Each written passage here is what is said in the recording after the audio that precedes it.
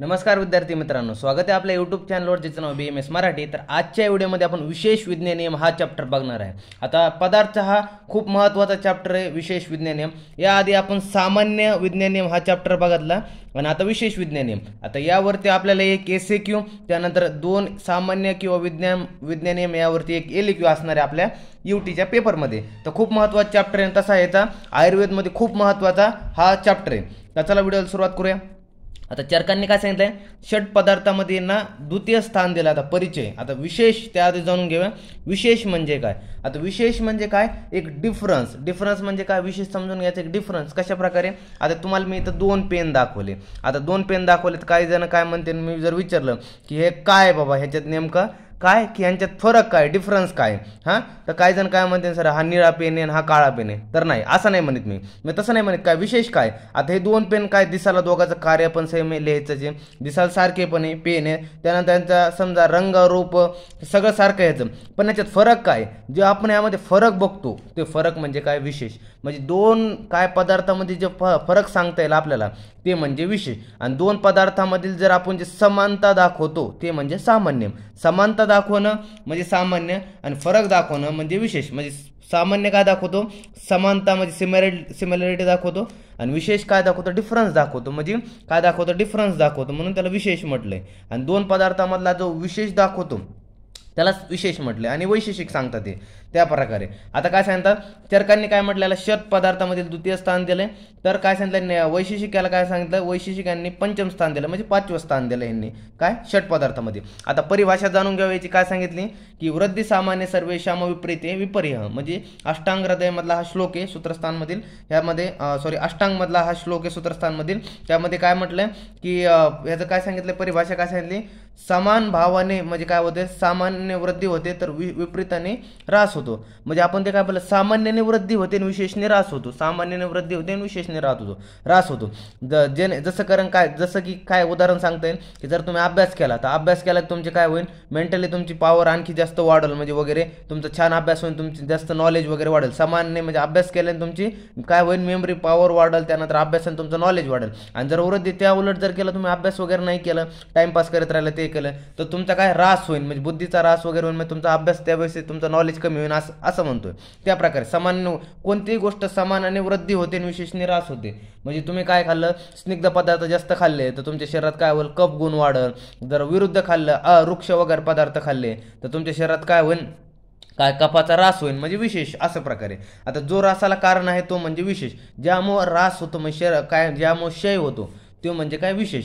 जसं की सांगता येईल, आता काय लक्षण दिलं, आता नित्य द्रव्य वृत्तयो व्यावर्तको विशेष, तर्कसंग्रह यांचा श्लोक आहे। म्हणजे काय सांगितलंय, नित्य द्रव्य म्हणजे जो नित्य द्रव्यात राहतो, त्यानंतर काय सांगितलंय वृत्तये व्यावर्तको। आता व्यावर्तको म्हणजे काय म्हणताय की जो काय इतर द्रव्यापासून आपल्याला काहीतरी भिन्नत्व म्हणजे वेगळेपणा काहीतरी दाखवतो, इतर पदार्थापासून भिन्नत्व काहीतरी वेगळे दाखवतो, त्याला आपण व्यावर्तको म्हटलोय। असं की जो नित्य द्रव्यात राहतोय आणि दुसऱ्यापासून काहीतरी वेगळं दाखवतोय।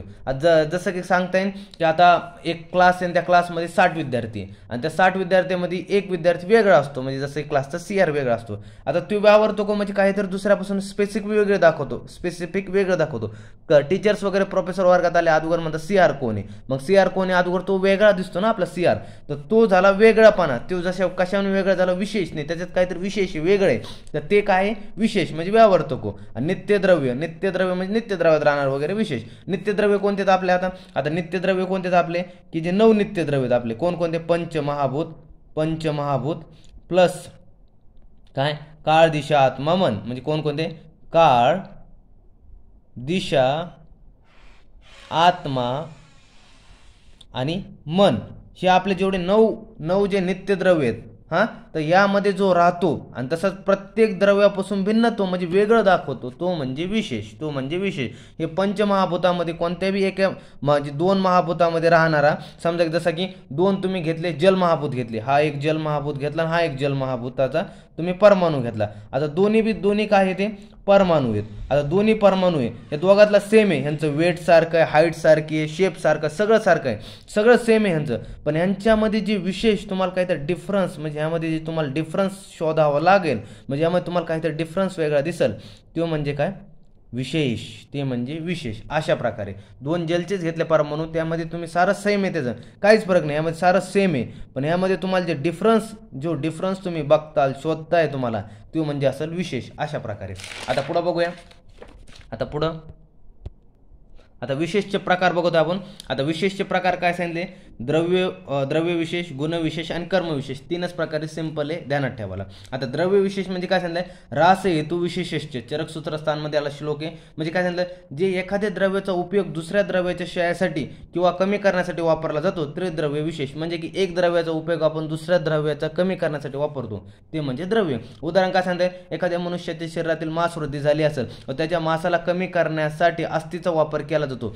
साक्षात पाहायला गेलं तर अस्थिचा वापर करणं हा आपल्यामध्ये डायरेक्ट अस्थि देत नाही आपण पेशंटमध्ये, पण त्यामध्ये काय करतो? अस्थिचे विविध रूप म्हणजे जसं की शंख देतो, शुक्ती देतो, त्यानंतर विविध भस्म वगैरे त्याला देतो. तर ते काय झालं? द्रव्य विशेष झालं. म्हणजे एका गोष्टीने, एका द्रव्याचा वापर आपण दुसऱ्या द्रव्याचा रासासाठी कमी करण्यासाठी वापर करतो, म्हणजे द्रव्य विशेष. अशा प्रकारे आता गुणविशेष. आता गुणविशेष म्हणजे काय सांगता येईल आपल्याला? विशेषस्तु पृथकत्व कृत, म्हणजे काय? विशेषस्तु पृथकत्व कृत, चरक सूत्रस्थानमधला श्लोक. म्हणजे काय सांगता?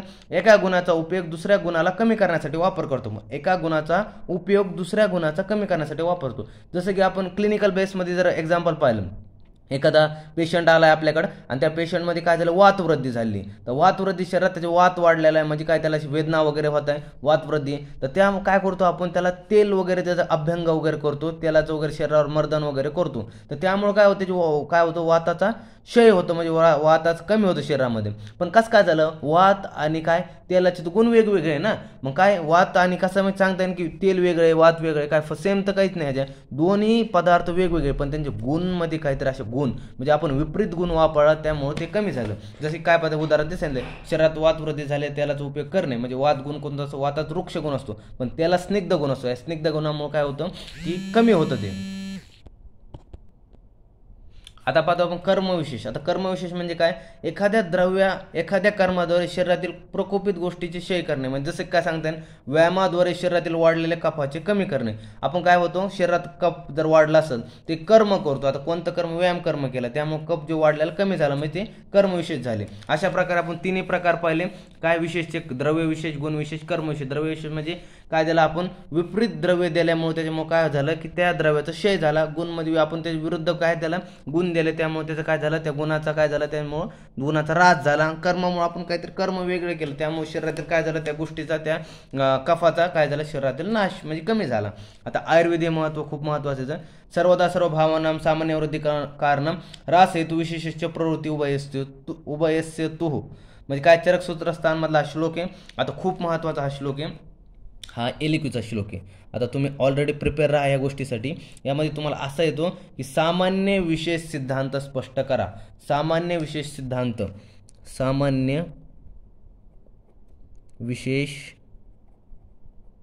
सिद्धांत तुम्हाला हा महत्त्वाचं सामान्य विशेष सिद्धांत. आता ह्या सामान्य विशेष सिद्धांत म्हणजे तुम्हाला काय सांगितलंय की तुम्हाला डायरेक्ट एलिक्यूला येईल की सामान्य विशेष सिद्धांत हा स्पष्ट करा. तर हे सर्वदा सर्व भावानं सामान्य वृद्धी कारणं ऱ्हास हेतू विशेषच प्रवृत्ती उभयस्तुः. काय म्हटलंय की हा आयुर्वेदचा सिद्धांत. यामध्ये सामान्य विशेष या दोन पदार्थाशिवाय आयुर्वेदिक चिकित्सा होऊच शकत नाही. दोन पदार्थशिवाय, जसे की सामान्याने वृद्धी करणं, विशेषने ऱ्हास करणं. सामान्याने ब्रोहण करणं, त्यानंतर विशेषने काय करणं की त्याचं अपतर्पण करणं.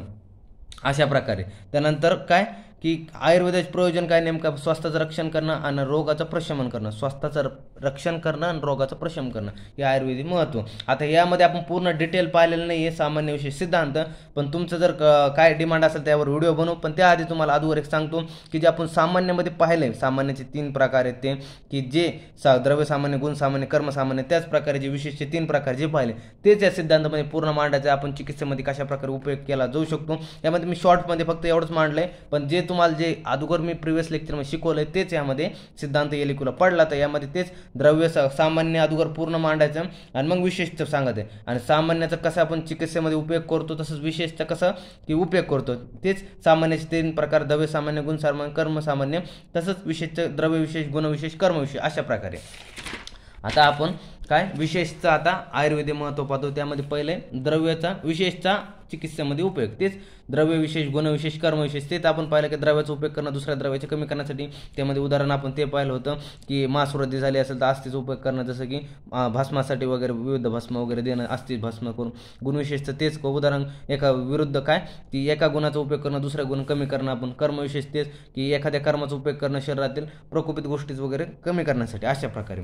आणि तसंच विशेषचा निदानमध्ये उपयोग केला जातो. आता निदानमध्ये कसं विशेषचा, एखाद्याला काय झालं असं, पांडू झाला असं, पांडू हा रोग झाला असेल वगैरे, त्यामध्ये शरीर त्याचे कसे डोळे वगैरे आपल्याला कसे शरीराचा रंग हा पिवळसर दिसतो, डोळे कसे आपल्याला त्याला पिवळसर वगैरे दिसतो आपल्याला.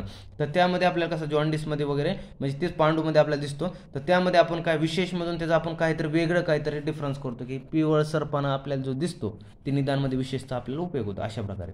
आता सामान्य विशेषामध्ये आता एसिक आपल्याला पाहायला मिळू शकतो डिफरन्स म्हणून की सामान्य विशेषवर डिफरन्स लिहा म्हणून. अशा प्रकारे डिफरन्स पण पाहून घेऊया एकदा. सामान्य जातीचा बोध होतो. सामान्य जातीचा बोध म्हणजे आधीवर लेक्चरमध्ये पाहिलं होतं की सामान्य मनुष्यत्व जाती कशी होती आपण पाहिली होती की एकत्र म्हणजे सामान्य एकत्र म्हणजे कसं सिमिलॅरिटीचा शो करतो काय सामान्य, तसं विशेष काय करतो व्यक्तीचा बोध करतो म्हणजे डिफरन्स म्हणजे एक वेगळी गोष्ट युनिक काहीतरी वेगळापणा दाखवतो म्हणजे विशेष, अशा प्रकारे. हा समानता प्रदर्शित करतो म्हणजे सिमिलॅरिटी दाखवतो, तसं हा विशेष म्हणजे वेगळापणा प्रदर्शित करतो म्हणजे हा डिफरन्स दाखवतो. तसंच हा अभेदाचा प्रतीक आहे म्हणजे ह्यामध्ये अभेद म्हणजे काय म्हटलं सिमिलॅरिटी शो करतो, असं एकत्रपणा शो करतो. आणि हा भेदाचा प्रतीक आहे, हा म्हणजे डिफरन्स शो करतो, अशाच प्रकारे. हा एक अभिन्न आहे म्हणजे हा सामान्य एक असतो आणि अभिन्न म्हणजे कसा सिमिलर असतो, सारखा असतो. त्यानंतर हा कसा असंख्य असतो, विशेष असंख्य असतो. एमसीक्यूने महत्वाचं आहे. तसंच हा वृद्धीचे कारण आहे आणि हा ऱ्हासाचं कारण आहे. चरकांनी हा प्रथम स्थान दिलं ह्याला सामान्याला. तसंच नंतर काय दिलंय की वैशेषिकांनी चतुर्थ स्थान दिलंय. तसंच चरकांनी काय द्वितीय पदार्थ मांडलं विशेषला आणि वैशेषिकांनी पंचम पदार्थ मांडलं. अशा प्रकारे आपण पूर्ण प्रकारे हा चॅप्टर बघितले आहे. तर अशा प्रकारे जर तुम्हाला व्हिडिओ आवडला असेल चॅनल लाईक शेअर सबस्क्राईब करा आणि भेटूया नवीन व्हिडिओमध्ये. तोपर्यंत धन्यवाद.